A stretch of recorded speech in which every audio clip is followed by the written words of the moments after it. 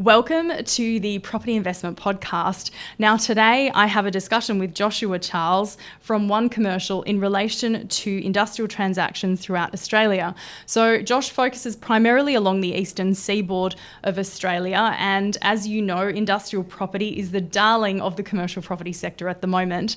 Now it's not without its risks, but it does have rewards, and Joshua and I delve into those risks, rewards and the key drivers in our discussions. I hope you enjoy.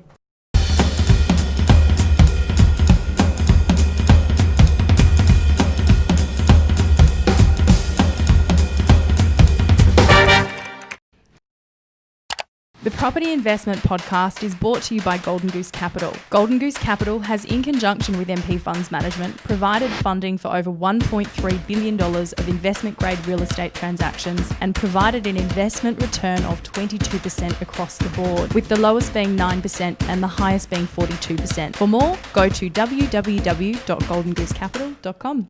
The industrial and logistics sector of the real estate investment market at the moment is the darling of the sector. Absolutely is. It is, with $4 billion worth of e-commerce sales expected to happen every year. Let's talk about the vacancy rate. Yeah, sure. So before COVID, the vacancy rate on the East Coast was about 1.5%, and it hasn't been that low ever. The industrial market has been exceptionally good in terms of demand across the eastern seaboard. By that I mean obviously Brisbane, Sydney and Melbourne.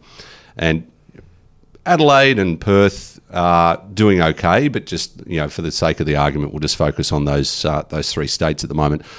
Since COVID, there is not a doubt that the foot has come off the demand.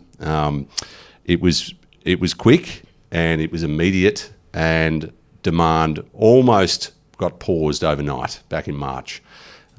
The good news is we've started to see that come back on. So it wasn't as if requirements got dumped altogether. People, particularly big companies, know if you're getting to the other side of COVID, then you're still planning for what you were going to do prior to COVID. The good news is that we're actually seeing that now starting to happen. And there's quite a few examples of transactions that have happened just in the last couple of weeks and the last month.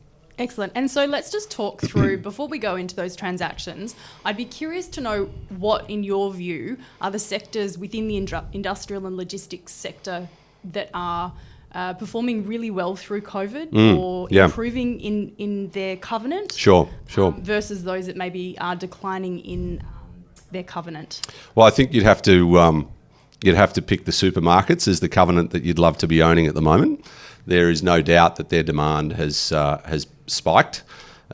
We've seen massive demand through supermarkets, and online sales have jumped incredibly in terms of people that have never been online and purchased before are now having to do it. And there is a stat that I think it was by Kepler Analytics that we're talking about.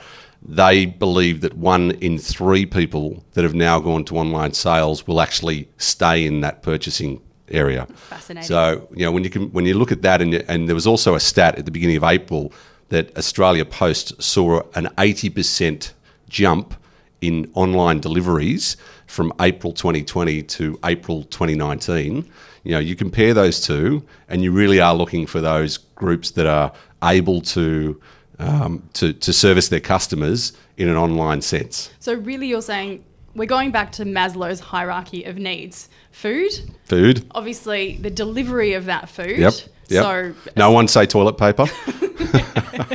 But it's that type of thing, exactly. Sure. But you can then break the food down even further into industrial type property. Sure. And fridges and freezers, which for many years have kind of been the poor cousin. Most people were purchasing ambient, meaning just normal temperature warehousing from a reletting point of view, whereas in recent times we found that fridges and freezers, where supermarkets and transport companies store food between it being harvested and the customer, they have really grown in demand. And I think people can see that that's not going anywhere. So there've been a couple of recent examples. In fact, Dexus purchased one in Sydney just in the last couple of weeks. So they are sort of some subcategories that from an industrial investments point of view I think you're going to see a lot more demand for them. Thanks for tuning in to the first 5 minutes of the Property Investment Podcast. The Property Investment Podcast aims to bring together the best minds in the investment grade real estate sector. For the full episode and access to the live follow-up webinar, go to the MP Report Premium subscription at www.my-property-report.com.